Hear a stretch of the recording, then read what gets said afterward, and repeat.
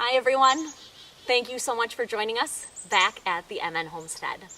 Today I want to share with you a video I filmed several weeks ago. It was when I was starting to percolate on the idea of a YouTube channel, and I was trying to figure out how comfortable I was in front of the camera and how much I had to say about what we've been doing. So it's a video that talks about how we got started beekeeping and the trials and tribulations we've gone through in the process. So I hope you enjoy learning about what we've been through with them, and it inspires you to give this a try. Another one of my favorite things about the homestead is beekeeping. I'm sure you'll be noticing a pattern in all my videos about another favorite thing. That's probably because everything about being up here is my favorite thing. But something I absolutely adore about being up here is beekeeping. So you can see behind me, we've got a lively little hive. Beekeeping has been quite an adventure. When my husband and I first found our homestead, we were starting to wander it and think of all kinds of plans. Obviously, an orchard, the cabin, an outdoor cooking area so we can make maple syrup, and all these kind of things were floating around in our heads. And he suggested beekeeping. And my immediate reaction was absolutely not. I've never been horribly afraid of bees. My brother did once step on a ground wasp's nest and he got stung 22 times, and that scarred me just a little bit, nowhere near as much as it scarred him. But so my gut immediate reaction was absolutely not. After I started thinking about it a little bit, I started to be intrigued by the idea. I started reading a little bit more about it, and I decided, why not learn a little bit more? I learned that the University of Minnesota is a worldwide authority on beekeeping. So started reading a lot of their literature on their website and learned that they have all-day intensive courses where you can learn about beekeeping. So as I was getting more and more excited, my husband decided that I was being a little crazy and going over the top, but I convinced him that we needed to go to one of the courses. So 2 falls again now, so a year and a half ago, we went to the first year beekeeping class, and it was phenomenal. I learned so much, and it really got me on board with keeping bees. So that fall, we started planning our first couple of hives, and everything we learned in the class was extremely helpful. And one of the things they said is you should start with 2 hives if you have the space and you can afford the extra, supplies and everything like that. Just a great idea to start with 2. One of the reasons being you can kind of compare them. So if they're both doing the same thing, you can probably assume things are going around pretty well. And if one is looking different than the other, you should start thinking about what's going wrong with one of them. So that spring, we had 2 boxes of bees that we picked up at a local beekeeping place and started out with 2 hives. It was still snowy. It was a late spring, and we bought one of the electric fences that a big box store sells with the express and sole purpose of beekeeping and keeping bears out. It truly and honestly did look a little flimsy to me, but we did our research, and it truly was supposed to be a good fence for keeping your bees safe. So we came up here, we set the fence up, and got our 2 hives going. And, we're up here on the weekends, so we headed home to the cities, planning on coming up to the homestead the following weekend and checking on our bees. We came up on a Saturday morning instead of a Friday night, and the first thing I did was shoot right out this way to check on the bees, while hubby went and started, unloading things and doing the rational, responsible things that you do when you first get up to the homestead, but I was too excited. And there's a little corner that you kind of come around up there, and I couldn't see the hives right away. But I was expecting to be able to see them. They're kind of tall, But I also, I don't know, it was the first time I was coming out here. I wasn't used to them or anything yet. But I was a little worried, and then I came around the corner and the fence was over and the hives were everywhere. A bear had gotten through it, and I don't know if it was snow and it shorted out, or if because it was such a late spring, the bear was overly zealous and hungry. I don't know, but everything was destroyed. The boxes were broken to bits. There were dead bees everywhere.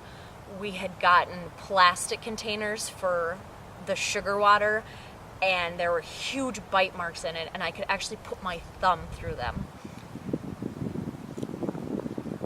And it's not very often that I've felt that devastated. And it was awful. I had fallen madly in love with the idea of beekeeping and bees, and we just, bought thousands and thousands of bees. We brought them here to give them a life, and they were gone. And I was absolutely so distraught. I'd been talking for months. I mean, all of my friends, my family, my coworkers knew how excited I was about these bees. And when that happened, I didn't think I could ever, I get a little dramatic sometimes, but I didn't think I could ever keep bees again. And so we picked up the pieces, literally, and brought them, and,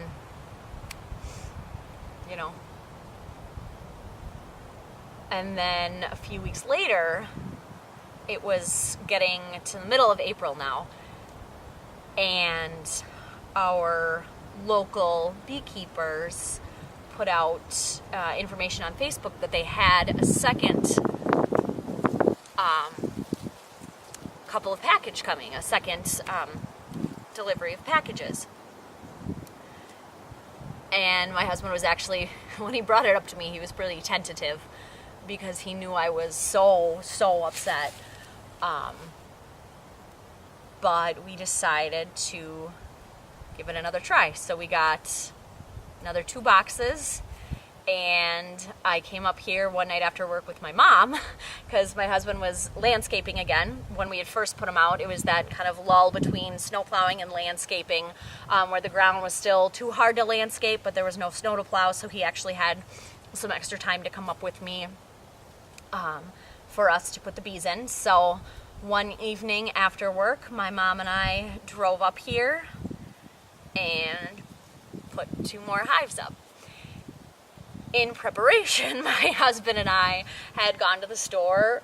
We got strong cattle wire, some 7-foot posts, and they're actually, I think, 9 feet. Can't really tell that because we buried them so deep in cement in the ground. And we got an electric panel for the fence, and it has 4 times more joules than is necessary to deter a bear.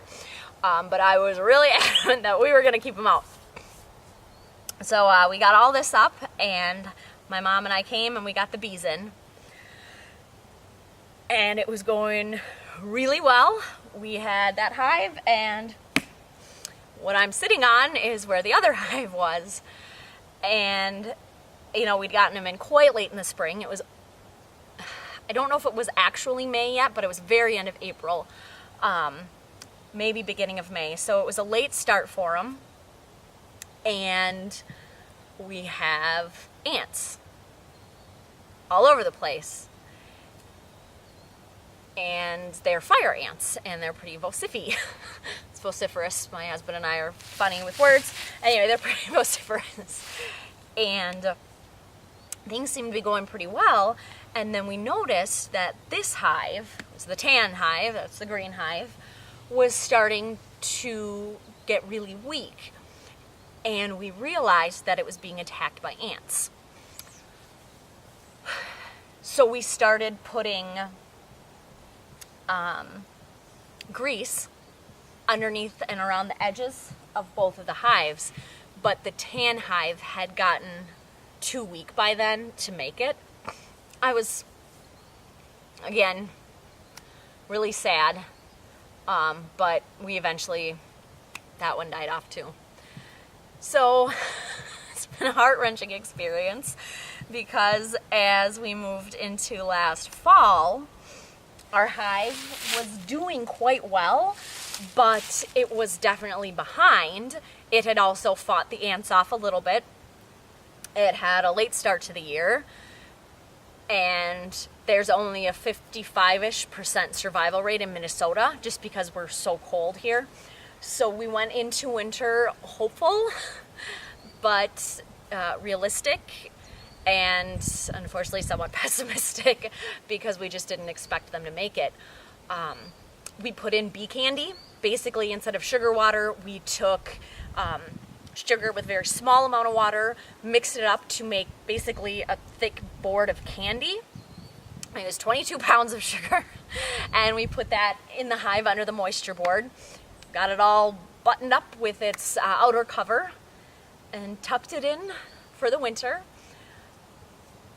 Kept coming out, would listen at the hole, would peek in, and November, December, January, they were still making it, and I was, again, pessimistic, realistic, but hopeful, and every week getting more and more hopeful.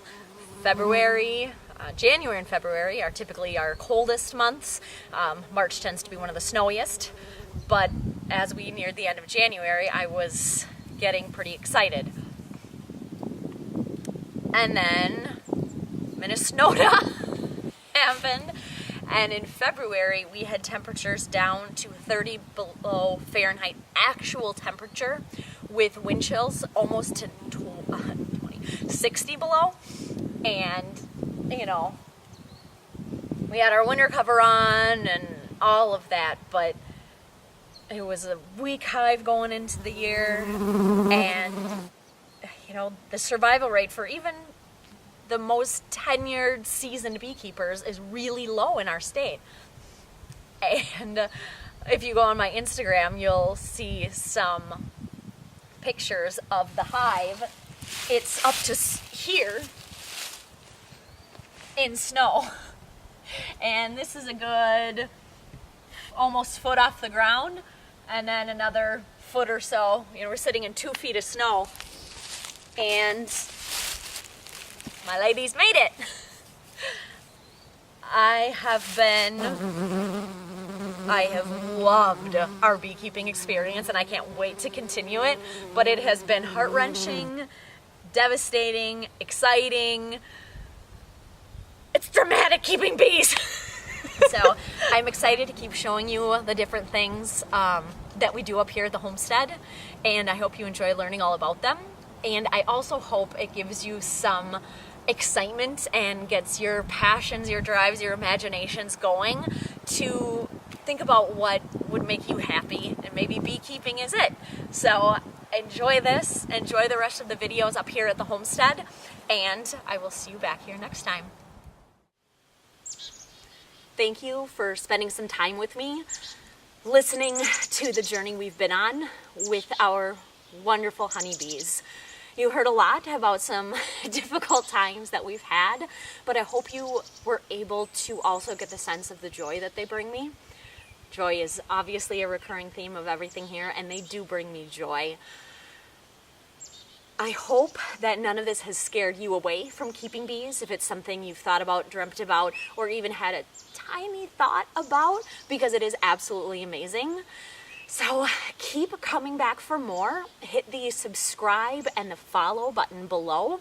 Hitting that follow button as well will let you know every time I post a new video, and I'll have more coming out of hive inspections, hive reversals, just learning about what we've learned. So along with that, do follow my blog, themnhomestead.com, where I continue to share other updates, and on Instagram at the.mn.homestead. And we will see you next time here at the homestead.